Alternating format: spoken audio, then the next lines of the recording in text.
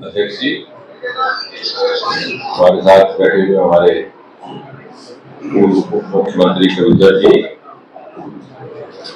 Party के राष्ट्रीय मंत्री डॉक्टर नरेंद्र सिंह जी, हमारे विधायक विनोद रंधावा जी।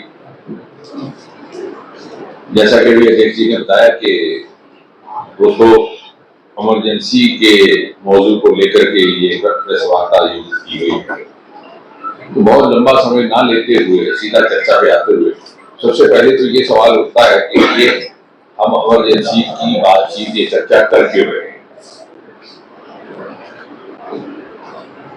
वैसे तो देखा जाए कि एक ऐसा नामुराद कालखंड जो याद करने लायक नहीं, लेकिन फिर भी हम उसको बार बार क्यों दोहरा रहे हैं, क्यों याद कर रहे हैं। तो शायद इसलिए कि अनिवार्य है इसको याद रखना कि ये परिस्थिति फिर से ना हो, इसे फिर कोई दोहराए ना, और विशेषकर जब दूसरी पीढ़ी सक्रिय हो चुकी हो तो उससे ये परिचित करवाया जाए कि वो जमाना कैसा था जो शायद उन्होंने नहीं देखा। अब ये 1975 से लेकर के 1977 का एक कालखंड रहा है। मैं तो ये कहूंगा कि उस समय का कोई भी ऐसा भारतवासी नहीं था जिसके जीवन को उसने किसी न किसी तरह से, किसी न किसी रूप में, किसी न किसी मात्रा में न छुआ हो। अर्थात कोई भी व्यक्ति ऐसा ना था जिसका जीवन अछूता रहा।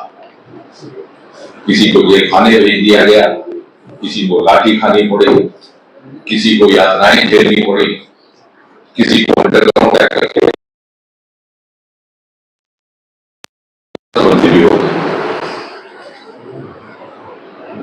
और इसी दौरान देश ने और विश्व ने कई नए व्यक्तित्व, नए शख्सियत उभरते हुए देखे। कई पुरानी धारणाएं जाती रही, कई नई परसेप्शंस बनी। जयप्रकाश नारायण जो आजादी से पहले के नेता थे, एक नए अवतार में प्रजातंत्र के रक्षक बनकर के सामने आए और उन्होंने एक बड़ी महत्वपूर्ण बात कही कि मुझे आज तक जनसंघ और राष्ट्रीय सेवक संघ को लेकर के जो गलतफहमी थी वो दूर होती है। जब नानाजी देशमुख ने अपना हाथ आगे करके उन पर बरसने वाली लाठी से उनको बचाया, ये कहते हुए कि इस समय देश को इससे ज्यादा हाथ की जरूरत है। अटल बिहारी वाजपेयी एक वक्ता के रूप में, एक मास लीडर के रूप में क्षितिज पर पहली बार जिस बुलंदी से चमके ऐसे पहले ना था। अखिल भारतीय विद्यार्थी परिषद के अरुण जेटली जी रातों रात नेशनल यूथ आइकॉन बन गए। चंद्रशेखर जिन्हें पहले यंग टर्क कहा जाता था कांग्रेस पार्टी में, उनका कद रातों रात इतना ऊंचा गया कि वो बाद में जनता पार्टी के अध्यक्ष बने। किसी ना किसी तरह से हरेक के जीवन में परिवर्तन आया। हम सब लोग भी तब, मैं तो नया नया कॉलेज में गया था और जिस हॉस्टल में मैं रहता था उसके सामने उस संघ की एक शाखा लगती थी जिसे युवा शाखा कहा करते थे, और मैं तो नहीं जाता था शाखा में क्योंकि सुबह सुबह 8 बजे हमारी क्लास लग जाती थी। लेकिन जो हमारे आगे पीछे से हमारे सीनियर्स थे वो मेरे ही कमरे में अपने कपड़े बदलते और जाते, और एक दिन जब उनका आना अचानक बंद हो गया तो हमने समझा कि कोई कॉलेज का टूर आया होगा। लेकिन 2-1 दिन के बाद एक सीनियर अधिकारी आए संघ कार्यालय से ये कहने के साथ उनका पूछिएगा किसी को कि आपकी गैर मौजूदगी में शाखा पर छापा पड़ा और सबके सब जेल खाने चले गए। और आज जो लोग कहते हैं कि पत्रकारों पर किसी तरह से दबाव है, वो शायद इसलिए कहते हैं कि उन्होंने कोई जमाना नहीं दिया। इस तरह का आयोजन होता तो एकदम यहाँ छापा पड़ता और आपको उठा करके ले जाते, आजादी करीब। और अगर आप उससे पहले जाए, आज से 120-24 साल पहले 1901 में मदन लाल डींगरा, जिनका अक्सर जिक्र नहीं होता इतिहास में, उन्होंने लंदन में एक अंग्रेज हुक्मरान साइरस विली की हत्या की। उन पर मुकदमा चलाया गया और उनको फांसी की सजा सुनी। कांग्रेस पार्टी ने ना इस फैसले का विरोध किया, ना उनके लिए अपील की, बल्कि रेजोल्यूशन पास करके इस बात की निंदा की कि जो मदन लाल ढींगरा ने काम किया है ये उचित है। और बदकिस्मती से गांधी जी ने भी कांग्रेस की इस रेजोल्यूशन का समर्थन किया था। This is all on record, अगर आप आर्काइव्स में जाए। मदन लाल ढींगरा जितनी देर जेल खाने में रहे अपनी फांसी के इंतजार में, उनसे कोई मिलने नहीं गया। ये 124 साल पुरानी कांग्रेस तो दूर रही, वो तो ऑफिशियली इट वाज अगेंस्ट। एक व्यक्ति सिर्फ जो उनको जेल खाने में मिलने गया, उसका नाम था वीर सावरकर। वही वीर सावरकर जिसको कांग्रेस पार्टी कहती है कि वो स्वतंत्रता सेनानी नहीं थे, हम थे। वीर सावरकर उस समय भी स्वतंत्रता का इकरार कर रहे थे, जबकि कांग्रेस पार्टी औपचारिक प्रस्ताव पारित करके स्वतंत्रता की शब्द को इस्तेमाल करने से चूक कर जाती। और जैसे मैंने कहा कि आखिरी 17 वर्ष तो वो थे कि जब सबको लड़ने लगा कि आजादी रहने लगी। और फिर भी क्या हुआ, सन 1946 में जब अध्यक्ष मौलाना अबुल कलाम आजाद थे और नए अध्यक्ष का चुनाव होना था, ये तय हो चुका था कि जो भी कांग्रेस का नया अध्यक्ष होगा वही आगे चलकर स्वाभाविक तौर पर प्रधानमंत्री का पद भी संभालेगा। गांधी जी ने अपील की कि सब नेहरू को वोट दें, नेहरू का समर्थन करें। 15 प्रदेश कांग्रेस कमेटी थी उसमें देश में। गांधी जी की अपील के बावजूद 12 कमेटी ने सरदार पटेल को समर्थन किया। गांधी की अपील को नजरअंदाज करते थे, लेकिन फिर गांधी जी ने किसी तरह से पटेल को बना लिया, मन करवा दिया और नेहरू प्रधानमंत्री बन गए, अध्यक्ष बने, प्रधानमंत्री बने। डॉक्टर राजेंद्र प्रसाद ने लिखा था कि Gandhi has once again sacrificed his trusted lieutenant in favour of glamorous life. तो कहने का तात्पर्य कि अवसरवादिता, ये डीएनए, ये संस्कार आरंभ से चल रहा था, ये कोई रातों रात नहीं जगा। और दूसरी बात, भगत सिंह की फांसी के बाद एक और बात भी हुई जिसका अक्सर जिक्र कम किया जाता है। पहली बार पॉलिटिकल प्रिजनर की परिभाषा अंकित की गई, क्योंकि अंग्रेज सरकार पर इतना दबाव आ गया और ये जितने भी जेल खाने आना जाना रहा नेहरू जी का और उनके साथियों का, आखिर 1930 के बाद हुआ, जब जेल में अखबार भी मिलती थी, किताब भी मिलती थी, तभी तो वो अहमदनगर जेल में डिस्कवरी ऑफ इंडिया लिख पाए। अपनी बेटी को खत लिखते थे जिसके आधार पर ग्लिम्पसेस ऑफ वर्ल्ड हिस्ट्री नाम की कंपाइलेशन बनी। अगर उससे पहले ही होता तो ये भी काला पानी गए होते, जैसे वीर सावरकर गए। जम्मू के हमारे कैप्टन कॉमरेड धनवंतरी थे, लेकिन जब इनकी संघर्ष की बारी आई तो संघर्ष भी सरल हो चुका था और अंग्रेज भी जाने की तैयारी थी। और अब जबकि हम कहानी इतनी लंबी को छोटा करते हुए, to cut the long story short, immediate genesis of emergency is intertwined or intermingled with the genesis of the psyche and the mindset of Mrs. Gandhi. अगर आप 1975 से 10 वर्ष पीछे जाए तो 1965 में ताशकंद का पैक्ट हुआ। उसके अगले ही बरस जनवरी 1966 में लाल बहादुर शास्त्री जी का स्वर्गवास हुआ। मोरारजी देसाई ने प्रधानमंत्री बनने का दावा किया, लेकिन उस समय अध्यक्ष थे कामराज। उन्होंने मैनिपुलेट करके इंदिरा जी को बिठाया और ये सोच उनकी थी कि इंदिरा जी कमजोर प्रधानमंत्री होगी, कठपुतली बनकर उनके लिए चलेगी। ये भी कहा गया कि मोम की गुड़िया को उठाया जा रहा है, गूंगी गुड़िया।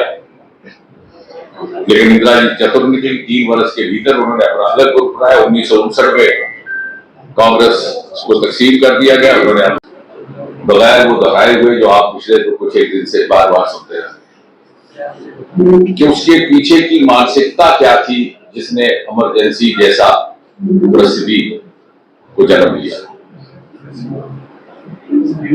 द जेनेसिस ऑफ इमरजेंसी, और जिन लोगों द्वारा इमरजेंसी लगाई गई है, जिस संगठन के द्वारा इमरजेंसी लगाई गई, उसके पीछे की सोच क्या है। और अगर एक वाक्य में कहा जाए, emergency was a cumulative outcome of the legacy of Congress Party right from the date of its birth, which was 28 December 1885. जब A.O. ह्यूम ने इस दल की स्थापना की, वो स्वयं एक रिटायर्ड सिविल सर्वेंट थे और उनकी मंशा थी to create an exclusive club of the retired British officers and the new elite of Indians emerging after the college English education. यानी कहीं भी कांग्रेस पार्टी के संस्कारों में जनों से ही ना ही मातृभूमि के प्रति समर्पण की भावना थी ना ही मातृभूमि के लिए त्याग और ना ही कोई प्रतिबद्धता। और उसके डीएनए में प्रारंभ से ही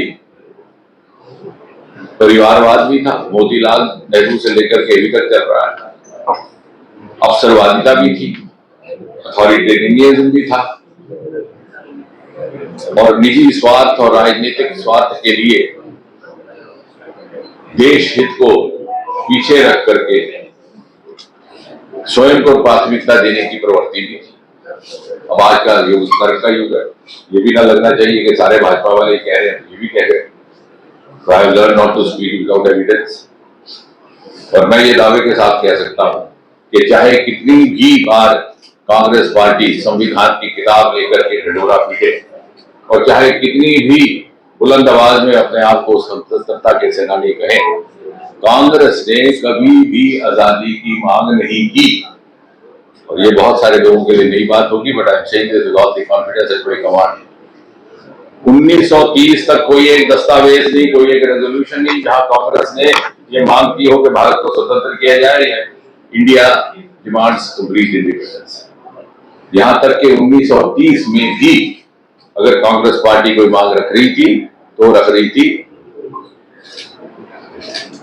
home state, home rule, home dominion, अर्थात हमारे अधिकारी हों और हमारे अधिकारियों के बीच home dominion ruled by governor general and a governor general appointed by British parliament. और 1930 का वो वर्ष था, शायद नए लोगों के ध्यान में ना हो, जबकि भगत सिंह पर ट्रायल चल रहा था लाहौर में और रोज अखबारों में इसकी खबरें पढ़ने को मिलती।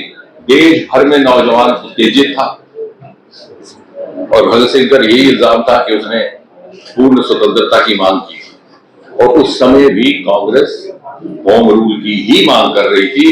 पहली बार ऑफिशियली कांग्रेस की जो रेजोल्यूशन आई है जिसमें मांग की गई है इंडिपेंडेंस की, that was the Lahore session 1931। वो भी जैसे मैंने कहा कि अवसरवादिता की राजनीति, इसलिए कि सारा 1900 उसी अधिवेशन, जो अधिवेशन मार्च 23 से लेकर के मार्च 26 तक 1931 में हुआ, उसके ठीक 3 दिन पहले मार्च 21 को भगत सिंह को रात के अंधेरे में फांसी लगा दी गई थी। सारा देश भड़क उठा था, नौजवान बाहर निकल आए थे, सड़कों में उपद्रव हो रहे थे, कॉलेजों में आगजनी हो रही थी। और कांग्रेस पार्टी को लगा कि गलत पड़ जाएगी अगर वो इस बात को समझ ना पाए। और पहली बार भगत सिंह की फांसी के बाद जो अधिवेशन हुआ लाहौर में, उसमें रेजोल्यूशन में लिखा गया कि वी डिमांड इंडिपेंडेंस। अर्थात केवल 17 बरस बचे थे आजादी। अगर ये भी मान लिया जाए कि कांग्रेस पार्टी ने आजादी की जंग लड़ी है तो केवल 17 बरस, और वो भी 17 बरस ऐसे कि जब धीरे धीरे ये सब उम्मीदवार संजीवा रेड्डी के खिलाफ अपना कैंडिडेट गिरी खड़ी की और फिर उनकी खुशकिस्मती के 1971 का जंग हुआ जिससे उनका रुतबा बढ़ गया। और उसका दुरुपयोग करते हुए उन्होंने एक अथॉरिटेरियन रूल का एक नया अध्याय शुरू किया जब आगमन होता है संजय गांधी का। और इस कदर इनसिक्योरिटी थी इंदिरा जी के भीतर कि किसी पर विश्वास नहीं था। चापलूसों ने घेर लिया, डीके बरुआ जैसे अध्यक्ष बने, Indira is India, India is Indira, और सारी कमांड संजय गांधी को दे दी गई। इंदिरा जी के प्रिंसिपल सेक्रेटरी थे उस समय पीएन अफसर, कश्मीरी पंडित समाज से ही उनका ताल्लुक था। उन्होंने लिखा था कि she is blind as far as this boy is concerned, और बाद में इसी बात को लेकर के उन्होंने इंदिरा जी से किनारा कशी भी कर दिया। और फिर 1-2 साल के भीतर ही ऐसा घटनाक्रम शुरू हुआ। 1974 में स्टूडेंट मूवमेंट हुआ, गुजरात और बिहार से शुरू हुआ। उसी साल जॉर्ज फर्नांडिस की रेलवे एजुकेशन शुरू हुई। 1975 के आरंभ में गुजरात का इलेक्शन कांग्रेस पार्टी हार गई, and the turning point was the Allahabad high court judgment जो 12 जून 1975 को। और उसके बाद जेपी ने जब अपना जो मूवमेंट 1974 का था उनको जरा और तीव्र गति दी और इनके त्याग पत्र की मांग की गई। सिंहासन खाली करो, जनता आती है, ये नारा दिया रामधारी सिंह दिनकर का। और 25 जून को इत्तेफाक से युवा छात्रों के रूप में, एक पालक के रूप में हमें भी पहली बार वाजपेयी जी का भाषण सुनने को मिला, जब उन्होंने बड़ी शायराना अंदाज में कहा था कि जागने का समय है, घरों में गृहिणियां जागे, सीमाओं पे सेनानी जागे, हर नागरिक इस देश का जाग उठे समय आया। और उसी का इमरजेंसी की घोषणा की गई। राष्ट्रपति फखरुद्दीन अली अहमद को 3 से जगा करके, और फिर कोई कचहरी ना जाए तो उसके लिए 38 अमेंडमेंट लाया गया। उसके बाद सीरीज ऑफ अमेंडमेंट, जिसमें सबसे ज्यादा नोटोरियस अमेंडमेंट रहा 42-43, जिसके अंतर्गत सेकुलर और सोशलिस्ट शब्द जोड़ दिए गए। कल ही दत्तात्रेय जी ने एक गोष्ठी में मांग की है कि इनको हटा दिया जाए, और उसी के अंतर्गत विधानसभाओं का और लोकसभा का अवधि काल 5 साल से बढ़ा करके 6 साल कर दिया गया, क्योंकि इंदिरा जी के पास ऐसी सपोर्ट थी कि ऐसे राज्यों में कांग्रेस की सरकार की भी वातावरण अनुकूल नहीं है। अब जम्मू कश्मीर में कैसा उसका दुरुपयोग हुआ, इसकी भी चर्चा कम की जाती है। यहाँ पर नेशनल कॉन्फ्रेंस की सरकार थी, जो ही अवधि काल 6 साल किया गया, तो शेख अब्दुल्ला सरकार ने जम्मू कश्मीर विधानसभा का कार्यकाल भी 6 साल कर दिया। लेकिन 3 ही बरस के बाद जब मोरारजी भाई प्रधानमंत्री बनते हैं, तो इस प्रावधान को रिवर्स किया गया, देश की सारी विधानसभाओं का कार्यकाल पुनः 5 साल कर दिया गया। लेकिन उस समय 370 का दुरुपयोग करते हुए उस कानून को नहीं अपनाया गया, और 5-6 अगस्त 2019 तक, जब तक अनुच्छेद 370 चला, जम्मू कश्मीर विधानसभा का कार्यकाल 6 साल चला। यानी यहाँ की तत्कालीन सरकार ने इमरजेंसी के प्रावधान का भी दुरुपयोग किया, और 370 को उसके जोड़ करके डबल मिसयूज कैसे की जाती है, इसकी एक मिसाल पेश। और इसलिए बहुत समय ना लेते हुए, अब इमरजेंसी तो चली गई है, लेकिन ये इस तरह की गोष्ठियां करने का एक बहुत बड़ा मकसद ये है कि वो मेंटेलिटी, वो माइंडसेट, वो भी जिंदा है। जैसे आखिरी सीन में राज कपूर ने हमारा ने कहा कि मुझे तो सजा दे रहे हैं आप, लेकिन जिस गटर से मैं निकल के आया हूँ गटर अभी भी है, और उसके किनारे अभी भी बच्चे पढ़ रहे हैं।